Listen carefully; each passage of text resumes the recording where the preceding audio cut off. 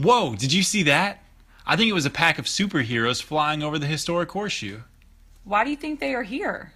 I heard that they were here to help us combat cheating, plagiarism, falsification, and complicity. Huh?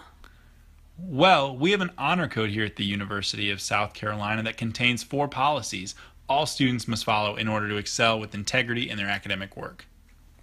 Oh yeah, I have heard of the honor code. One of the superheroes actually spoke to my class a few weeks ago. Can you tell me more about the 4 policies? Sure thing. Let's start with plagiarism. What is plagiarism, you may ask? It is the use of work or ideas without proper acknowledgement of the source. Oh, so are you talking about taking a research paper from the internet and submitting it as your own work? Yes, that's correct. But there's a spectrum of plagiarism. A spectrum? What do you mean? Well, plagiarism is not just copying and pasting another person's work into your paper. Not citing your work properly is plagiarism as well. Oh, I know what you mean. For example, if I use direct quotes throughout my paper but forget to include the quotation marks. Yes, you must include an in-text citation and quotation marks when using a direct quote in your work. Well, what if I put the sources in my own words? Do I still need the quotation marks and the in-text citation? If you put another person's work or ideas into your own words, you don't need the quotation marks around the information, but you do still need an in-text citation. Why do I still need the in-text citation if I put it in my own words? Even though you paraphrase the work, it's not your original idea. Using outside sources properly allows you to give credit to the source's author and better articulate your ideas. Okay, I see. Well, how do I know if I paraphrased properly? A great tip I once heard was to read the entire source through and then put it out of sight. Then take a moment to write out what you just read in your own words. Finally, reopen the source and make sure that your work expresses the idea in your own words. Changing around a few words is not paraphrasing.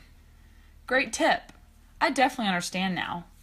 I also heard the Writing Center and the Student Success Center can assist students if they need help with a paper or an assignment. Yes, they can. Another great resource is the Purdue OWL Online Writing Lab. It's an online resource that provides citation and paraphrasing help. That's a good one. I hadn't heard of Purdue OWL. You know, most of us know about plagiarism, but we don't manage our time well. I know I waited to start on my last research paper a few nights before it was due. I felt rushed and overwhelmed. I know it wasn't my best work. You should try some time management strategies next time. It always helps me to combine the activities. So sometimes I'll listen to a class lecture while doing my laundry or read my class readings while cooking dinner.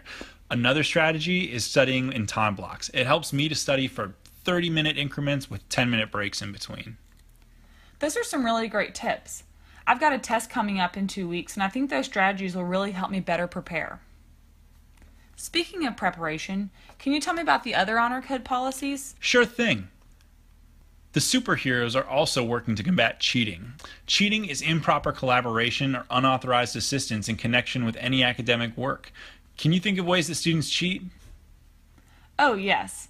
Using a cell phone or notes during a test would be considered cheating. I believe it is also considered cheating if a classmate helps you with homework when it was an individual assignment. But what if my classmate just wants to see my work as a point of reference? Is it okay for me to let them look at my work? Well, once you share your work, you can no longer control who uses it. Instead of sharing your work, direct your classmate to the textbook or website where you found helpful resources. That way you are not sharing your work, but still helping. Great point.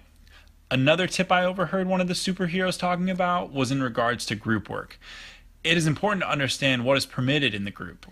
For example, you and your lab partner may be asked to collect project data together, but to write a report individually. In that case, you should not be working together with your lab partner to write the report. That's a really good reminder about group work.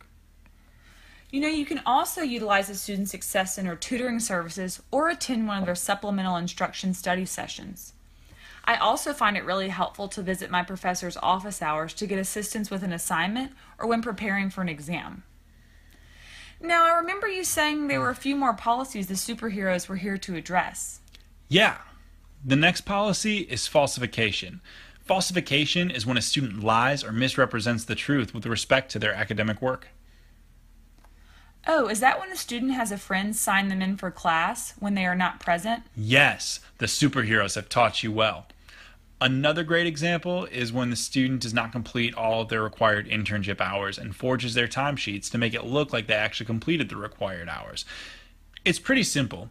If you don't do something, don't lie to your professor and say you did.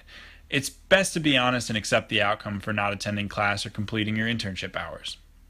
Yep, the best way to combat falsification is always with honesty.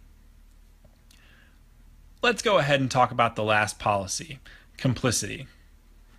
Oh yeah, I know about that policy. One of the superheroes gave us a lecture in one of my classes and told us about it. He said complicity is when you help someone violate one of the honor code policies. Yeah, that's exactly right. If we hold each other accountable, we can create a fair academic environment.